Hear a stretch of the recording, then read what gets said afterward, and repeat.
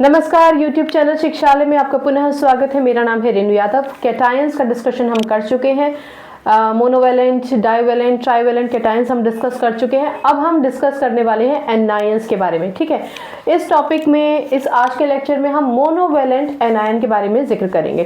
तो आइए सबसे पहले जानते हैं कि एनायंस होते क्या हैं। देखिए, हमने ये पहले भी डिस्कस किया है कि किसी भी एटम को आउटरमोस्ट शेल में स्टेबिलिटी के लिए कम से कम 8 इलेक्ट्रॉन्स की जरूरत होती है। आप ये जानते हैं कि अगर किसी भी एटम में 8 का आधा 4 हो तो वो एटम अपने इलेक्ट्रॉन्स को शेयर करता है स्टेबिलिटी के लिए, राइट। 4 से कम यानी 1, 2 या 3 इलेक्ट्रॉन्स उसके आउटरमोस्ट शेल में होते हैं तो वो अपने इलेक्ट्रॉन्स को दे देता है। लेकिन अगर उसके आउटरमोस्ट शेल में 4 से ज्यादा यानी 5, 6 या 7 इलेक्ट्रॉन होते हैं तो वो प्रेफर करता है कि इलेक्ट्रॉन्स बाहर से ले ले और अपना ऑक्टेट कंप्लीट कर ले। आज के डिस्कशन में हम इस पाले की बात करेंगे, ठीक है। उन एटम्स की बात करेंगे जिनको इलेक्ट्रॉन्स की रिक्वायरमेंट है, जो ऐसी कैटेगरी में आते हैं जहां स्टेबिलिटी के लिए 8 नहीं है, ठीक है, पर 4 यानी 8 का आधा 4, उससे ज्यादा इलेक्ट्रॉन्स हैं। तो उससे ज्यादा इलेक्ट्रॉन्स है तो डेफिनेटली इलेक्ट्रॉन्स लेने की कोशिश करेगा। एक एग्जांपल से समझते हैं। सबसे पहला एग्जांपल हम लेते हैं फ्लोरीन का, ठीक है। अच्छा, जो एनायंस होते हैं वो यूजली नॉन मेटल्स बनाते हैं। तो फ्लोरीन एक नॉन मेटल है, इसका सिंबल है F और इसका एटॉमिक नंबर है 9, ठीक है। यहाँ एक छोटा सा पॉज लीजिए। हम अक्सर बात करते हैं कि एलिमेंट्स को रिप्रेजेंटेशन जब कभी भी किया जाता है तो पहला अल्फाबेट बड़ा होता है और अगर दूसरा अल्फाबेट लिखा है तो वो हमेशा छोटा होता है। यानी जैसे कि गोल्ड की बात करें तो कैपिटल A और स्मॉल u। कुछ एलिमेंट्स ऐसे भी होते हैं जिनका सिंबॉलिकल रिप्रेजेंटेशन सिर्फ एक अल्फाबेट से किया जाता है तो वो एक अल्फाबेट हमेशा कैपिटल होगा। और ऐसा क्यों होता है किसी और लेक्चर में डिस्कस करेंगे। आइए दोबारा से इस लेक्चर में आते हैं। Fluorine atomic number 9। तो अब आप समझ गए हैं एटॉमिक नंबर 9 का मतलब इसके पास एटम के न्यूक्लियस में 9 प्रोटॉन हैं और इलेक्ट्रॉन्स इसके पास शैटर्ड हैं और वो भी स्कैटर्ड है, बल्कि अलग अलग शेल्स में, और वो भी इसके पास इलेक्ट्रॉन्स 9 है, ठीक। यानी अगर आप इसका कॉन्फ़िगरेशन लिखेंगे तो वो आएगा 2 और 7। इसका मतलब ये अगर एटम है, इसके पास प्रोटॉन है 9, न्यूट्रॉन कितने उसका जिक्र अभी हम नहीं करेंगे। इसके पास 2 ही शेल्स हैं और इन दोनों शेल्स में ऑफ कोर्स जो इनिशियल शेल है उसमें 2 इलेक्ट्रॉन्स हैं और जो आउटरमोस्ट शेल है इसमें टोटल 7 इलेक्ट्रॉन है, ठीक। इसका मतलब इस आउटरमोस्ट शेल में 1 इलेक्ट्रॉन की कमी है। तो फ्लोरीन कोशिश करेगा कि किसी से भी 1 इलेक्ट्रॉन एक्सेप्ट कर ले, यानी फ्लोरीन अपने पास 1 इलेक्ट्रॉन ऐड करेगा, ठीक है। यहाँ प्लस से कंफ्यूज नहीं होना, ये कैटायन वाला प्लस नहीं है, इसका मतलब है एक्सेप्ट कर रहा है, 1 इलेक्ट्रॉन एक्सेप्ट कर रहा है। क्योंकि फ्लोरीन ने 1 इलेक्ट्रॉन एक्सेप्ट किया तो डेफिनेटली फ्लोरीन के ऊपर एक नेगेटिव चार्ज आ जाएगा। अब यहाँ एक छोटा सा पॉज लीजिए और इस बात को समझिए कि अगर आप कहीं पर F+E नेगेटिव और यहाँ पर ये इस तरीके से लिखा देखें तो इसमें परेशान होने की कोई बात नहीं है। आप 1 को नहीं भी लिखेंगे, केवल E नेगेटिव लिखेंगे तो इसका मतलब भी यही हुआ कि 1 इलेक्ट्रॉन लिया गया है। ओके, चलिए, तो इस पूरे सीक्वेंस से आपने क्या समझा? आपने समझा कि ये एक ऐसे एलिमेंट की कैटेगरी है जिनको इलेक्ट्रॉन की जरूरत है और वो इलेक्ट्रॉन एक्सेप्ट कर रहे हैं अपने आप को स्टेबल करने के लिए। यानी फ्लोरीन जब 1 इलेक्ट्रॉन एक्सेप्ट करेगा तो इसके पास 1 इलेक्ट्रॉन आ गया और उस 1 इलेक्ट्रॉन आने की वजह से इसके आउटरमोस्ट शेल में पहले 7 लेकिन अब 8 इलेक्ट्रॉन हो गए, 1 2 3 4 5 6 7 8, राइट। तो ये हो गया स्टेबल, इसकी स्टेबिलिटी कंप्लीट हो गई है। अब क्योंकि ये एक ऐसा एलिमेंट है जिसने इलेक्ट्रॉन लिया है इसलिए ये कहलाया जाएगा एनायन। एनायन पर हमेशा नेगेटिव चार्ज आता है, ठीक, क्योंकि इसने एक ही इलेक्ट्रॉन लिया है इसलिए ये कहलाया जाएगा मोनोवेलेंट। मोनो का मतलब होता है 1 और वैलेंट शब्द जो है वो वैलेंसी से निकला है कि कितनी इसने इलेक्ट्रॉन लिए हैं, ठीक है। तो अगर आपसे पूछा जाए कि फ्लोरीन की वैलेंसी कितनी है तो आप कहेंगे 1, ठीक है ना। फ्लोरीन की वैलेंसी हुई 1। वैलेंसी के आगे आप नेगेटिव या पॉजिटिव नहीं रिप्रेजेंट करेंगे, आप सिर्फ 1 बोलेंगे। लेकिन जब आप फ्लोरीन को लिखेंगे तो आप नेगेटिव चार्ज यहाँ पर लगाएंगे, ठीक। अब वैलेंसी के आगे प्लस या माइनस क्यों नहीं लगाएंगे? जब आप फॉर्मूला लिखना सीखेंगे तो आपको बिल्कुल बखूबी समझ में आ जाएगा, राइट।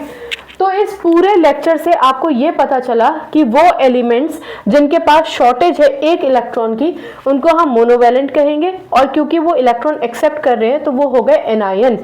आप याद रखिए कि इलेक्ट्रॉन को एक्सेप्ट करने का काम हमेशा नॉन मेटल्स करते हैं, यानी मोनोवैलेंट यानी एनायंस जो होते हैं वो हमेशा नॉन मेटल्स होते हैं, क्योंकि नॉन मेटल्स में इलेक्ट्रॉन्स की शॉर्टेज होती है आउटर मोस्ट शेल में, जबकि मेटल्स के पास इलेक्ट्रॉन्स बहुतायत में होते हैं, या ये कहिए कि वो इस पाले में आते हैं कि उनको कोई इतने सारे इलेक्ट्रॉन्स तो देगा नहीं, तो भैया अपने आउटर मोस्ट शेल के इलेक्ट्रॉन्स दे दो, ठीक है। तो गिवर देने वाला हमेशा मेटल है और लेने वाला हमेशा नॉन मेटल है। मैं किसी भी एक्सेप्शन की इस समय बात नहीं कर रही हूँ, एक मोटा मोटा यही आपका कोरा कॉन्सेप्ट है, राइट। चलिए, तो आप ये समझ गए। अच्छा, अब यहाँ आ जाइए, हम इसको रिप्रेजेंटेशन कैसे करेंगे। अच्छा, एक और चीज मैं आपको बताना चाहूंगी, हाइड्रोजन का एटॉमिक नंबर 1 है, फ्लोरीन का एटॉमिक नंबर 9 है, आपने इसका तो समझ लिया। क्लोरीन का ट्राई करके देखिएगा, क्लोरीन एटॉमिक नंबर 17। इस तरीके से स्ट्रक्चर बना के इलेक्ट्रॉन को एक्सेप्ट करके देखिएगा कि कितने इलेक्ट्रॉन्स की कमी है और कैसे इलेक्ट्रॉन को एक्सेप्ट करेगा। ये तो ऑब्वियस है कि एक ही इलेक्ट्रॉन की कमी है, पर बना के देखेंगे तो प्रैक्टिस हो जाएगा। एक और चीज, जब कभी भी आपसे मोनोवैलेंट एनायन पूछा जाएगा तो ये स्ट्रक्चरल रिप्रेजेंटेशन नहीं देना है, ये सब नहीं करना है, आपको सिर्फ नाम लिख के पूछे जाएंगे, तो आप नाम लिखकर बता दीजिए कि ये सारे नाम हैं। चलिए, इससे पहले मैं आपसे क्या कह रही थी, मैं आपको कह रही थी कि अगर आपने एनायन पढ़ा है तो वहां पर हम जो H पॉजिटिव था ना, इसको हाइड्रोजन आयन कहते थे, ठीक है, हाइड्रोजन आयन या हाइड्रोजन केटायन कहते थे, और हम या तो इसको प्रोटॉन कहते थे। मैंने आपको पुराने एक लेक्चर में बताया था कि हाइड्रोजन पर जब 1 पॉजिटिव चार्ज होता है तो उसको प्रोटॉन कहते हैं, आपको याद भी होगा। लेकिन जब हम इन सारे एलिमेंट्स का नाम लिख रहे हैं, दोबारा से एक छोटा पॉज लीजिए। कैटायन के केस में याद है हम लिखते थे एल्यूमिनियम आयन, उसका ओरिजिनल नाम था एल्यूमिनियम, इलेक्ट्रॉन्स दे दिए तो एल्यूमिनियम आयन बन गया।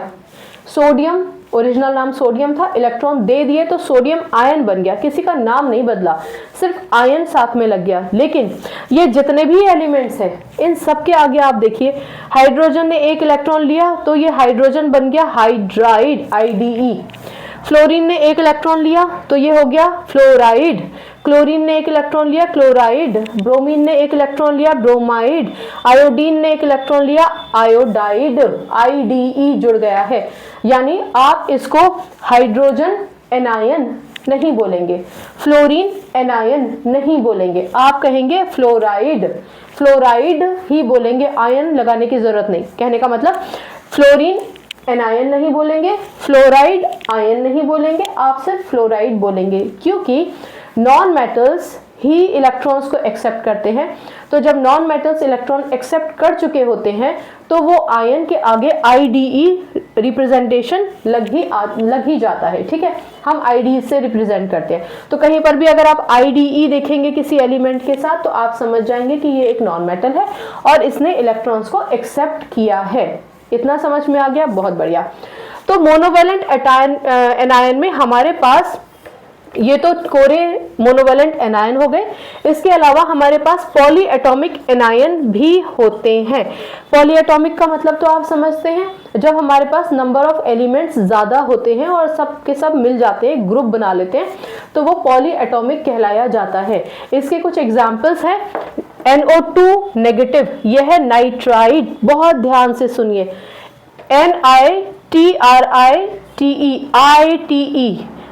ITE, ठीक है, ITE। जबकि ये NO3 नेगेटिव हो गया नाइट्रेट, ATE, बहुत डिफरेंस है। नाइट्राइट ITE NO2 नेगेटिव होता है, नाइट्रेट ATE NO3 नेगेटिव होता है। इसमें कोई कंफ्यूजन नहीं होना चाहिए। अगर आप इनिशियल लेवल में नाम में कंफ्यूज हो रहे हैं ना तो कोई बात नहीं है, आप सिर्फ ये रिप्रेजेंटेशन लिख दीजिए, ये लिख दीजिए बस, दैट्स ऑल। नाम मत लिखिए, भले ही आपको 9th स्टैंडर्ड में तो मुझे लगता नहीं कि कोई नाम पूछेगा या उसकी वजह से नंबर काटेगा। आपसे अगर पूछा जाए पॉलीएटॉमिक एनायन बताओ, मोनोवैलेंट पॉलीएटॉमिक एनायन बताइए, तो आप ये लिखकर आ सकते हैं। अगर नाम में कंफ्यूजन है तो, नाम पता है तो नाम के साथ लिख दीजिए। ऐसे ही हाइड्रोक्साइड आयन, याद है ना, H2O जब टूटता है तो H पॉजिटिव और OH नेगेटिव में टूटता है, तो यही OH नेगेटिव आयन कहलाया जाता है आपका हाइड्रोक्साइड आयन, ठीक है। और ये क्या है आपका HCO negative, hydrogen carbonate ion, ठीक है, जिसे हम बाइकार्बोनेट आयन भी कहते हैं, HCO3 नेगेटिव। ये जो नंबर्स आप देख रहे हैं ये नीचे लिखे जाएंगे, ठीक है। ये चार्जेस से इसका कोई मतलब नहीं है, चार्ज हमेशा ऊपर लगाया जाता है, सब पर सिंगल चार्ज है, यानी सारे के सारे मोनोवेलेंट हैं। यहाँ एक छोटा सा पॉज लीजिए और ध्यान दीजिए कि मोनोवेलेंट के केस में हमने नाम के आगे IDE लगाया था, लेकिन जो मोनोवेलेंट पॉलीएटॉमिक एनायन है उनके नाम के आगे IDE लगेगा, ऐसा नहीं है। देखिए nitride, nitrate, hydroxide ion, hydrogen carbonate ion, ठीक है ना। तो इस बात का आपको ध्यान रखना है कि आप हाइड्रोजन कार्बोनाइड नहीं लिखेंगे, ठीक है ना। हाइड्रोजन कार्बोनेट, कार्बोनेट ये जो CO3 नेगेटिव है ना इसको कार्बोनेट बोलते हैं, और ये हाइड्रोजन है तो हाइड्रोजन कार्बोनेट, इसको बाइकार्बोनेट भी कहते हैं, बाइकार्बोनेट आयन। तो ये भी आयन है, ये भी आयन, इसके नाम के आगे आयन लिखेंगे। ये हो गया हाइड्रोक्साइड, इसके नाम के आगे भी आयन लिखेंगे। ये नाइट्रेट NO3 नेगेटिव, नाइट्राइड केवल इतना भी लिख सकते हैं, ठीक है ना। आयन लगाएंगे तो कोई हर्ज नहीं है, लेकिन आप सिर्फ नाइट्रेट या नाइट्राइड भी लिख सकते हैं। Okay fine. So I hope आपको मोनोवेलेंट एनायन समझ में आ गया होगा। इसमें कोई कंफ्यूजन है तो आप पूछ लीजिए। याद रखिए एनायंस का मतलब होता है वो एलिमेंट्स जिन्होंने इलेक्ट्रॉन लिए हैं। याद रखिए कि जब तक कोई एलिमेंट इलेक्ट्रॉन नहीं लेता है वो एक एटम होता है, एक एलिमेंट होता है। जब वो इलेक्ट्रॉन ले लेता है तो वो एक आयन बन जाता है, ठीक है, क्योंकि उसने इलेक्ट्रॉन लिया है, उस पर नेगेटिव चार्ज है, तो पर्टिकुलरली आप उसको एनायन बोलेंगे, ठीक है। I hope this is clear, ठीक, इतना तो आपको समझ में आ गया होगा।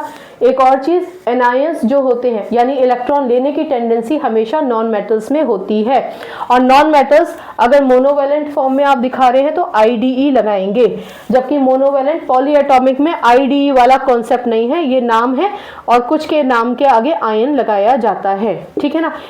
इसको याद रखिएगा, नाइट्राइड और nitrate. Okay fine. So I hope आपको मोनोवेलेंट एनायन समझ में आया होगा। मोनोवेलेंट एनायन में पॉलीएटॉमिक एनायन भी शामिल हैं, हर जगह पॉलीएटॉमिक एनायन शामिल नहीं होते हैं, पर इस केस में हैं, ठीक है।